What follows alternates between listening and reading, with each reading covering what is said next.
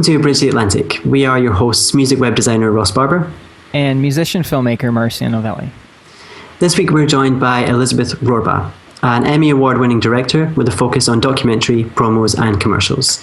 She spent 10 years as a director, writer and editor at MTV Networks and is now the creative director of Outer Borough Pictures. Her latest short film, Dylan, premiered at the St. Louis International Film Festival in 2014 and screened at the Boston LGBT Film Festival, Queer Fest and the Melbourne Queer Film Festival. We're looking forward to chatting with Elizabeth about the film and also to hear the advice she has for aspiring directors and writers. So welcome to the show, Elizabeth. Hi, how are you? Thanks for having me. I am well. How are you? Good, I'm good. It is our pleasure to have you. Oh, it's awesome. I'm excited to be here.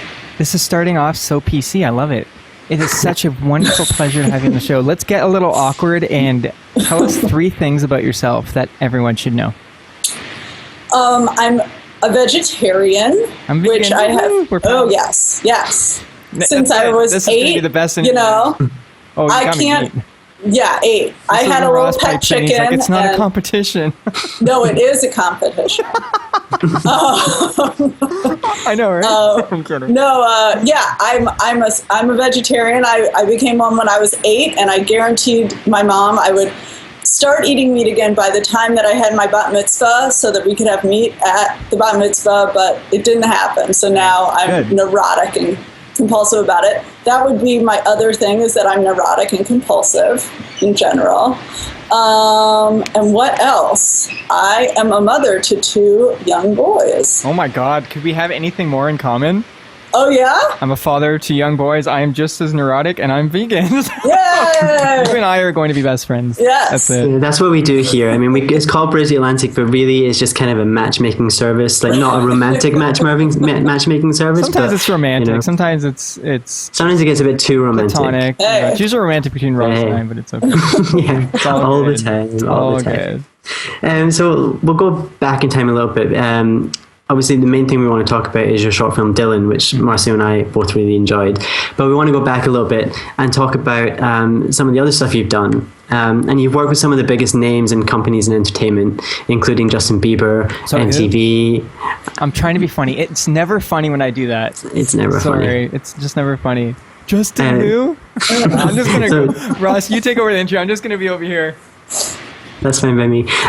Justin Bieber, MTV, Paramount, you know, it was a really impressive list. What would you say has been your career highlights? If you were to maybe pick 2 or 3, what would be the ones that stood out to you most?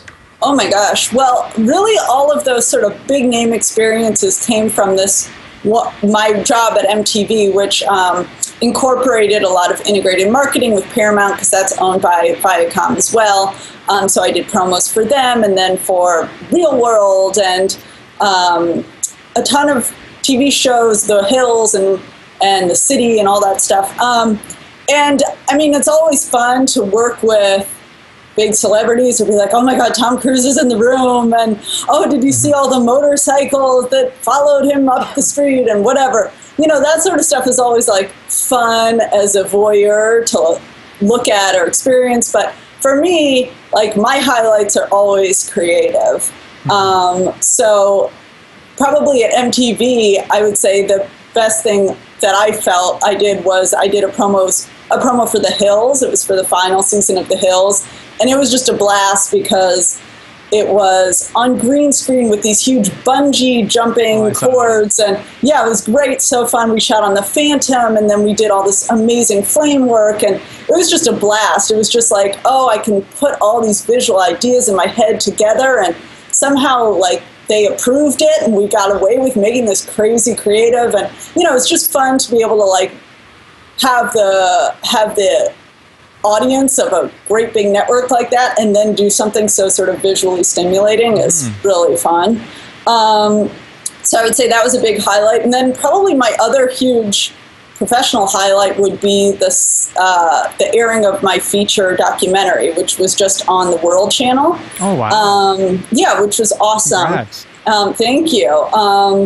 And that was just a great highlight for me because it was an entirely independent film. I started it 6 years ago. I really had no idea what would happen with it, but it was something that I felt compelled to make. And then the more I made, the more I felt like I had to finish it, and I went through so much personal frustration of trying to finish the film and feeling it'll never get done, and sort of this feeling just eating away at me. And just to have it finished and then to know that it got on TV was like, to close that chapter was very rewarding. So, what was that one called? That's called The Perfect Victim. And it's a documentary about a group of women who are all incarcerated for killing their abusive husbands. Oh, wow.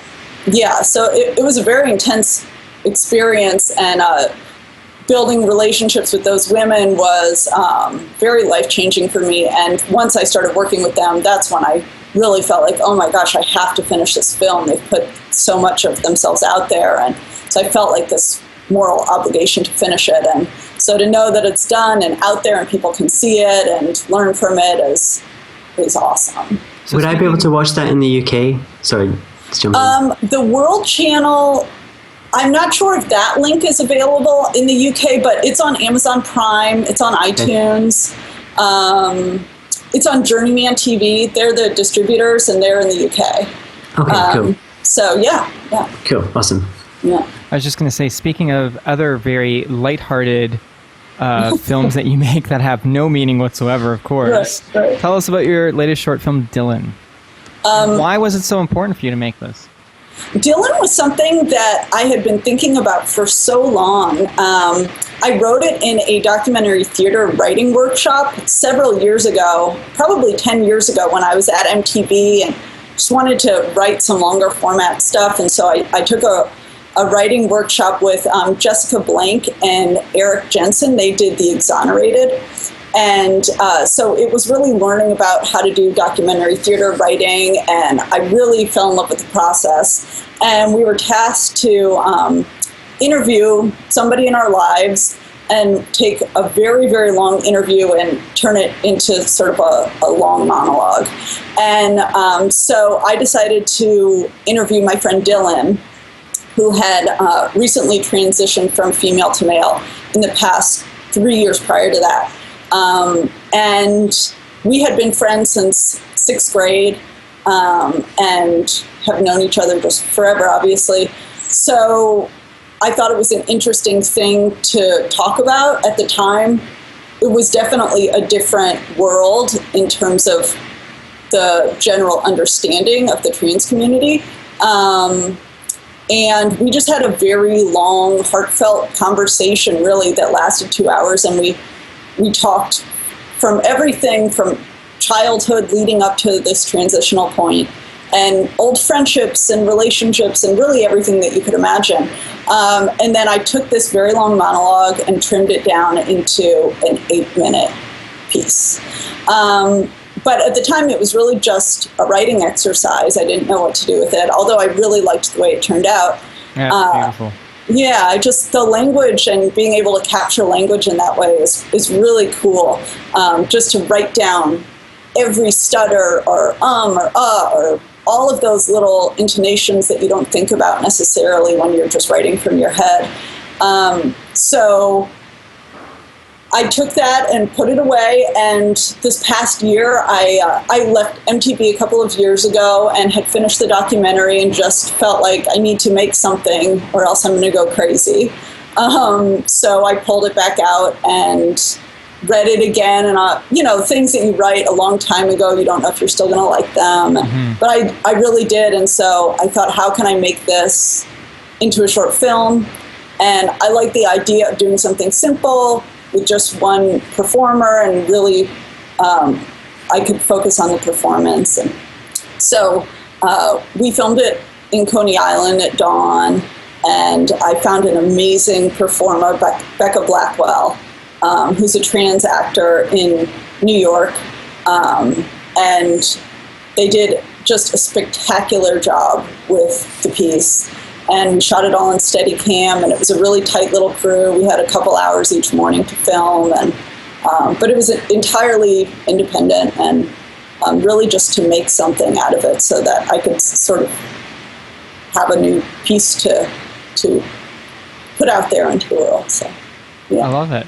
It turned out really well. Like I said, we both really enjoyed it. Oh, thank you so much. And I think, I'm sure Marcio will agree, anything that helps further the conversation about the LGBT community is a good thing. And I think you did a really great job. Oh, thank you. Yeah, I mean, I think it's one of those things where you can't, well, I guess some people make up that experience. You know, this is something that's very honest and a heartfelt experience that Dylan really went through.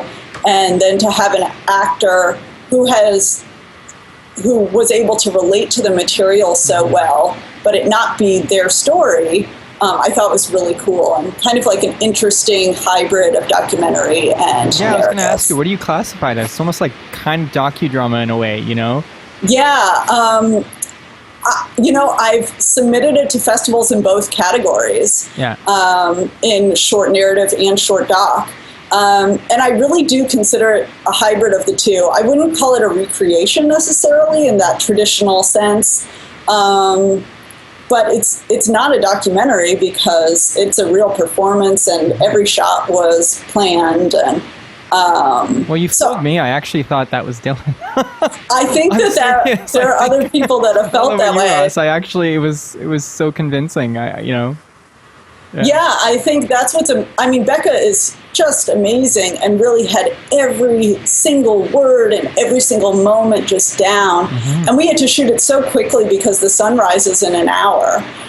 So we had these 2 mornings and then we shot some a little after the sun rose and a little in the subway before.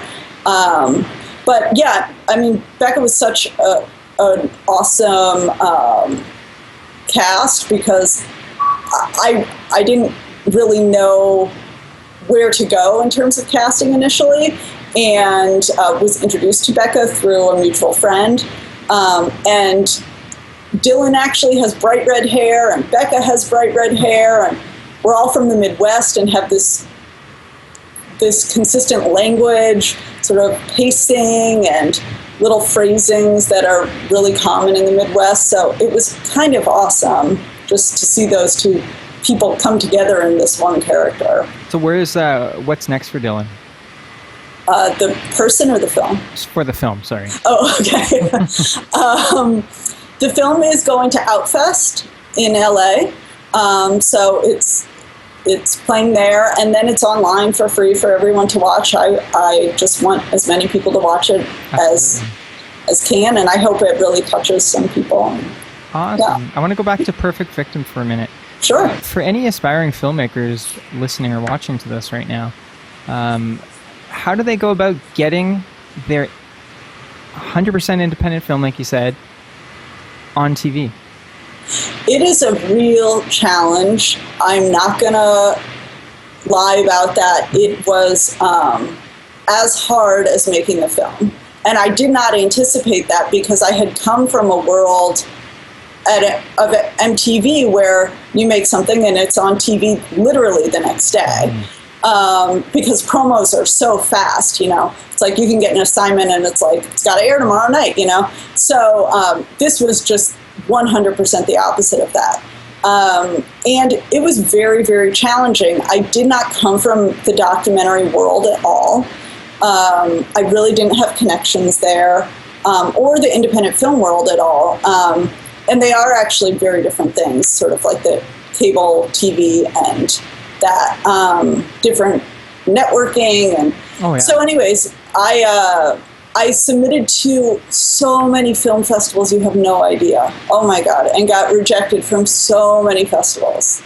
And relate to that? Yeah, well, you know, you have to expect that. Yeah, I do. You know, you have to focus on the 1 in every 1,000. You know.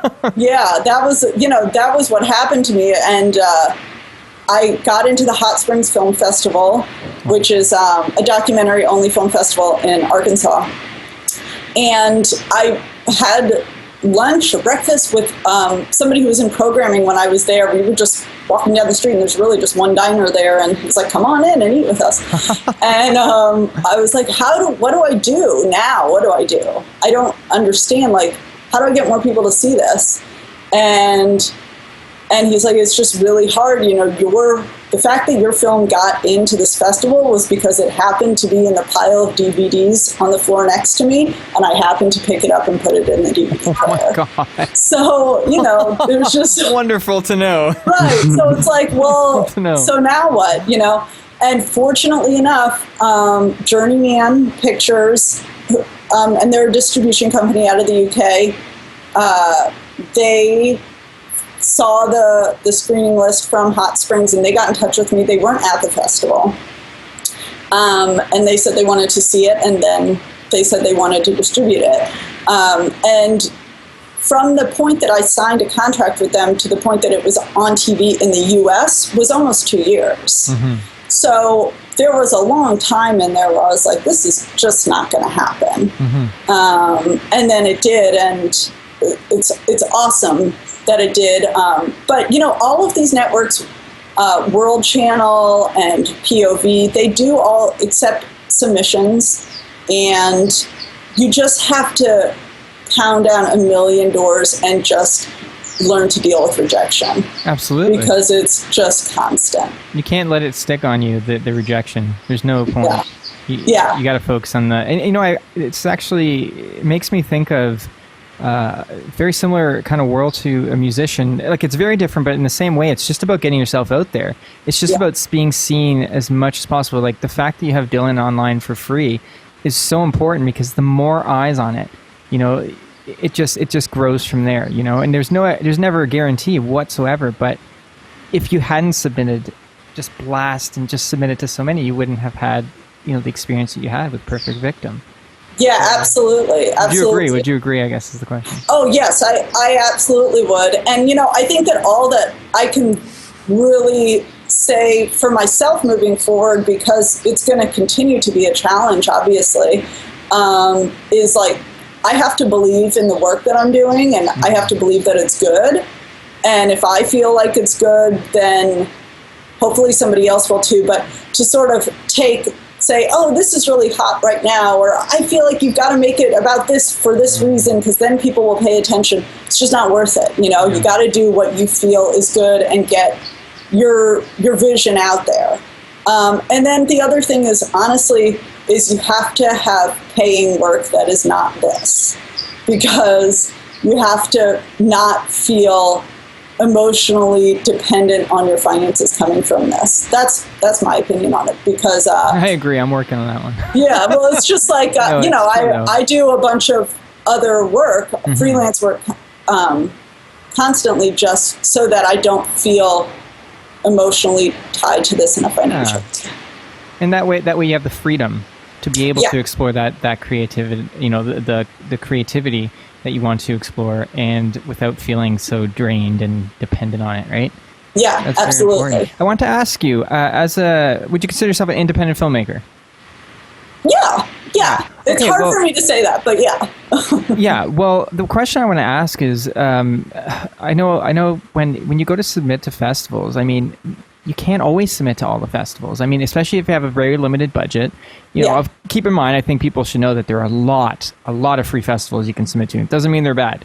You know what I mean? First, the advice I would say is forget the large ones first, unless you're really, it's just, I think you understand it. It's about building. It's about building that. But I guess what I'm trying to ask you is, what sort of advice would you have to people who are submitting to festivals? What sort of plan should they have? Because it's not just about blasting. There has to be some sort of plan there, and there has to be, especially if you're working within a budget. Yeah. Well, I would say, obviously this industry is very much about networking and building one step after the other, like you said. The first festival that this showed in was the St. Louis Film Festival, which is a great international film festival. And, I think that it got in there because The Perfect Victim had showed there. And The Perfect Victim showed there because the film was about St. Louis and Missouri and an issue that was happening here. It was a Missouri-specific film. That said, there's another amazing film festival in Missouri called True False that it did not get into. And I got in touch with the programming director after that and said, I'm disappointed. It's a Missouri story, and I'm wondering if you have any feedback for me.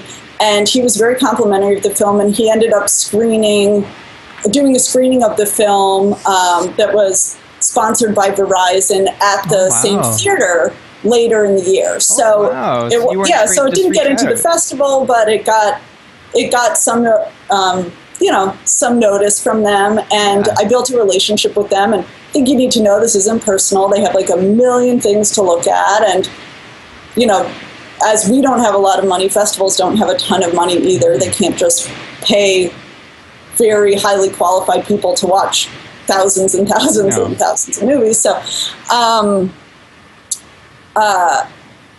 think that you just have to be persistent. Well, challenge me on this. Am I wrong to say if you're a first time, well, not a first time filmmaker, but maybe a first time submitter to festivals, should you give a major festival a chance? I mean, you had yours screening in a very, very international film festival. Am I wrong in saying this, or generally speaking, should they kind of work at the independent level and start building up a name? What's your advice on that particularly? Yeah, I mean, I would say go for it. I think that you should do research on what type of films these festivals normally take and submit to those festivals. Don't submit to something that's like, well, this is just, South by Southwest. If you have an amazing music film, that's a great festival to submit it to. It might not work as well at Tribeca or something like that. Exactly. So do your research and know where it's going to do well. And then also think about, there are a lot of smaller festivals that are very highly regarded, that I didn't get into. But like Margaret Mead, in New York, it's a small festival. It's not like you don't have the name of Sundance attached to it, but it's very highly regarded in the industry. So I've learned a lot in the last few years. If I had known what I known, I definitely would have submitted my music documentary to South by Southwest, because they only accept premieres. Oh yeah. Someone asked me, another film festival asked, "Could you premiere? Do you want to premiere, at our festival?" Sure, why not? Right. Funny. Are you ready for 20 questions? Yes, let's do it. All right. Cool. You can kick this one off, Marcio. Okay. Coffee or tea? Oh, jeez. Coffee. This one's easy. Meat or veggies? Veggies. You got big thumbs up for me. CD or vinyl? Oh, CD. Writing or directing? Directing. Mac or PC? Mac. Twitter or Facebook? Facebook. St. Louis or Brooklyn? Oh, shit. My heart is in Brooklyn. Ross always likes to do that to our guests. Always. TV or Netflix? TV. Canada or Scotland? Never been to either one. So pick one. Which one do you want to visit? Canada. Yeah. I don't like time change. I don't like time changes, Yeah. It screws me up. Well, we have the same... I can just go straight up and I'm there. Yes. Yeah. This is true. Bigger than This is America. true. We still have the same time changes. But yes, I won't feel better No, about I that. don't have to go across. You don't have to bridge the Atlantic. Exactly. See what I did there? I'm so clever. I'm not clever. Oh, Marcio. This is you, buddy. Orange is the New Black or Game of Thrones? Orange is the New Black. Yeah. Have you been watching the 3rd season, by the way? Yes, I have been. Awesome. Yeah. Education or experience? Experience. Friends or Seinfeld? Seinfeld. Michael Jackson or Michael Bolton?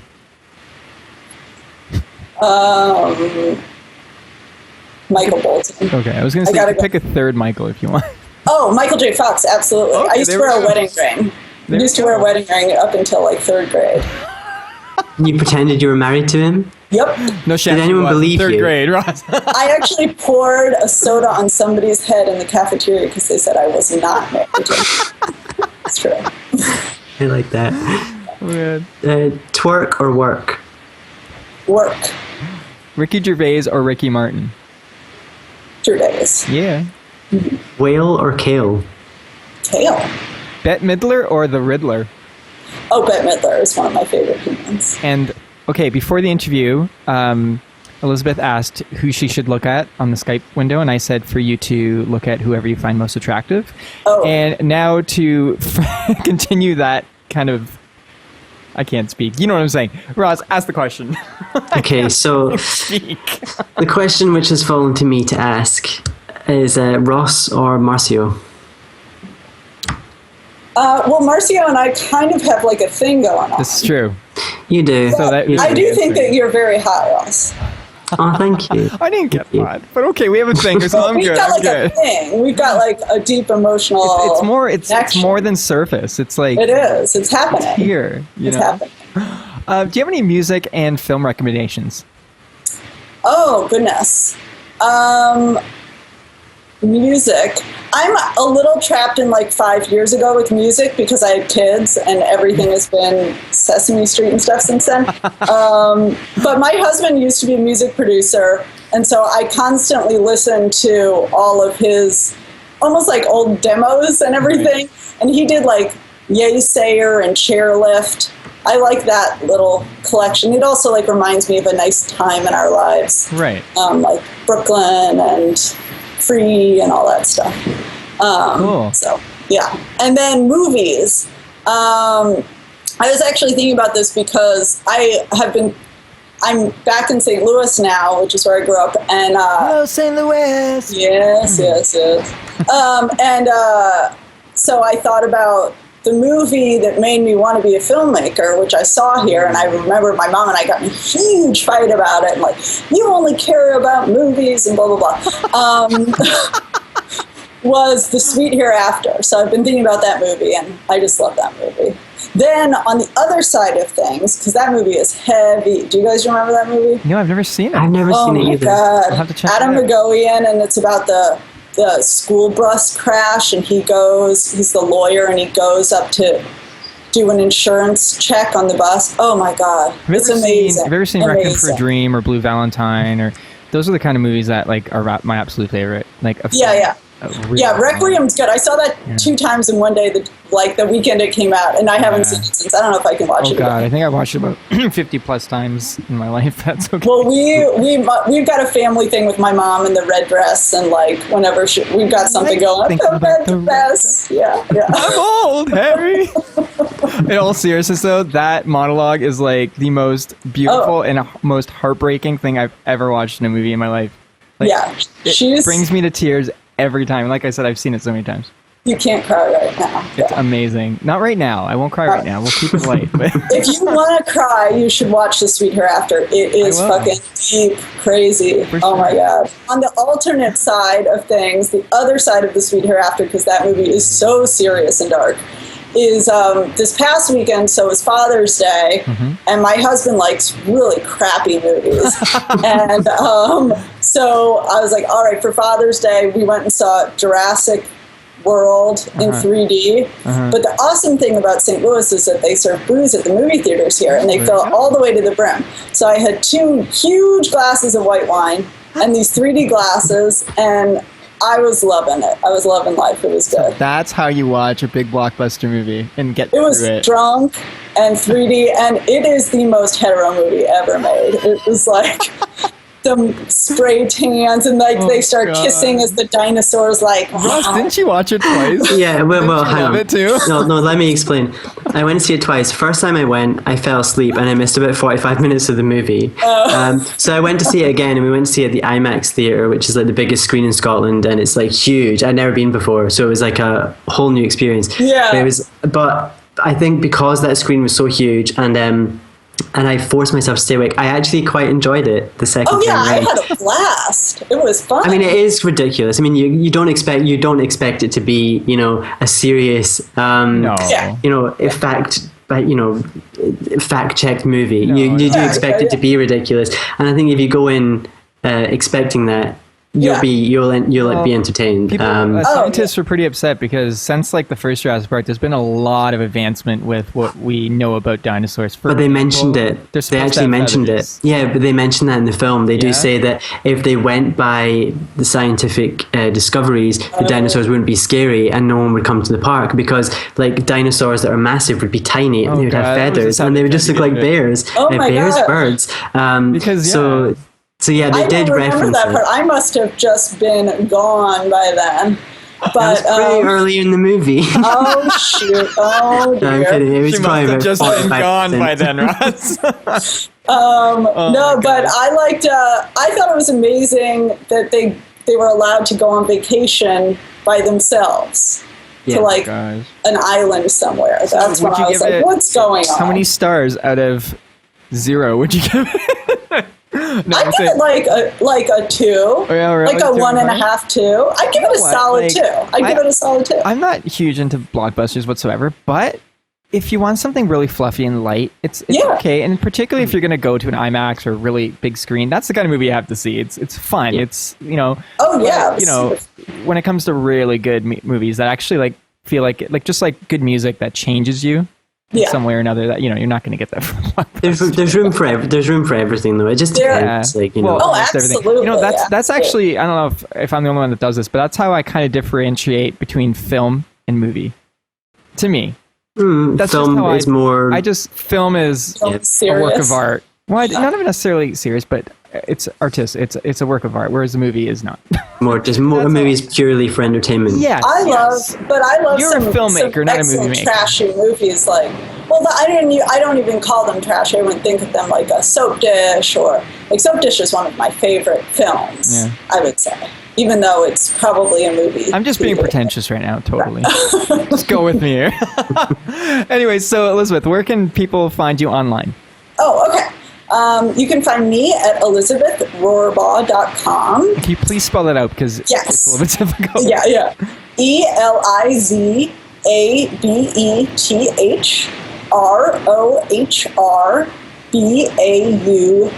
ELIZABETHROHRBAUGH.com.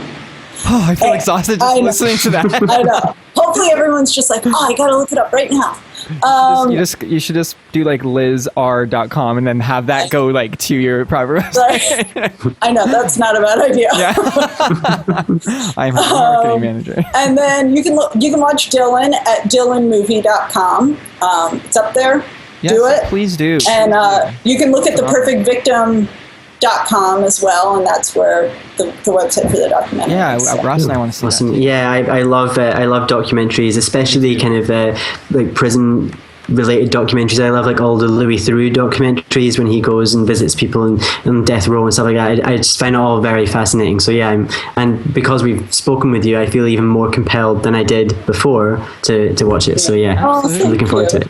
And if you'd like to check out what I'm up to, go to marcionovelli.com and you can hear my music on there and see what I'm up to in the film world. If you want to find out more about me, you'll find my website electrickiwi.co.uk. And yeah, feel free to get in touch. I always like talking to everyone. And what do you do, Ross? Oh yeah, I design websites for bands and musicians. So if you're a band or a musician or any kind of You should get into creative filmmakers, person, too. You should, I was going to say you should get into. yeah, I mean, I'm open to anything creative based. So yeah, get in touch if you need some. Awesome. Cool. This has been so great, Ross. It's been fun. Seriously, this It's has been I really have good. enjoyed. Honestly, it's I watched your stuff, but I hadn't met you more than like 5 minutes before we started the interview, and you were Yeah. an absolute sweetheart. You're a true artist, in Oh, my thank opinion, you. and Thank you. everything's coming from the right place. And please keep doing what you're doing. Thank Keep us you in the so loop, much. and come back on the show when you have something new out that you want to. I would love to.